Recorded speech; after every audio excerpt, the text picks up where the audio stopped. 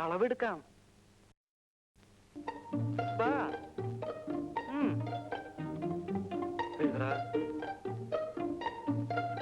ഒന്നും കൂടി തിരിഞ്ഞ് ഇനിയേ ആ കൈ ഒന്ന് പൊക്ക്.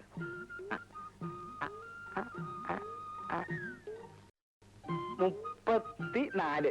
എത്ര? 34. കൈ പൊക്കേണ്ടിരുന്നോട്ടെ, അതൊരു കുഴപ്പമില്ല. കൈ പൊക്കില്ല, കൊല്ലാനൊന്നല്ലല്ലോ. 35. എഴുതറ. 35. തിരിഞ്ഞ ഞാൻ ഇവിടെ ഉണ്ട്. ഞാൻ ഒരു സ്ഥലത്തേക്ക് മുകളിൽ നിന്റെ അളവൊക്കെ എടുത്ത് നിന്നെ ഞാൻ ഇന്ന് ഹസ്ബൻഡ് ഇപ്പൊ ഇവിടെ ഉണ്ട്. അപ്പൊ 2 കൊല്ലം കഴിഞ്ഞിട്ടില്ല വരുള്ളൂ എന്ന് പറഞ്ഞത്. അവിടുന്ന് പിരിച്ചു വിട്ടു. 10. എഴുതാ. 10. 18. എഴുതാ തെണ്ടി.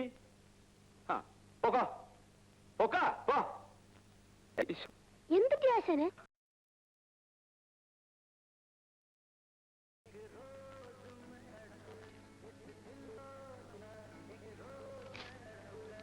ഓ, തട്ടാര് പണപ്പരവും കഴിഞ്ഞ് പോവുമല്ലേ?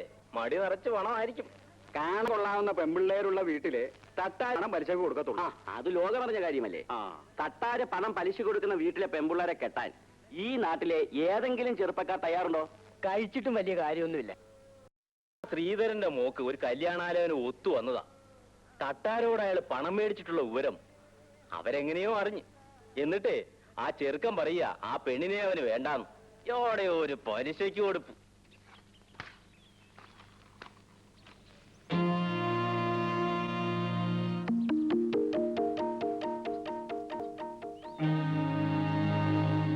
ശ്രീധരൻ എവിടെ ഇല്ലേ?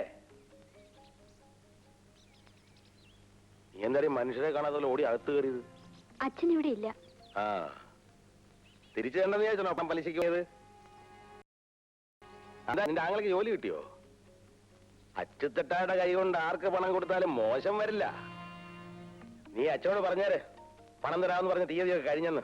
അച്ഛൻ ഒരിടത്ത് നിന്ന് പണം ചോദിച്ചിട്ടുണ്ട്. ഇത് കിട്ടിയാൽ ഉടനെ അച്ഛത്തട്ടാരെ പണം കൊണ്ട് തരാം. പണം കിട്ടിയാലല്ലേ? നീ പറഞ്ഞോണ്ട് ഞാൻ കുറച്ചു ദിവസം കൂടെ ക്ഷമിക്കാം. നീ എന്തായാലും മറയത്ത് തന്നെ നിൽക്കുന്നേ? ഇങ്ങോട്ട് ഇറങ്ങി വാ, ഞാനൊന്ന് കാണട്ടെ. ഇറങ്ങി വാടിവൻ.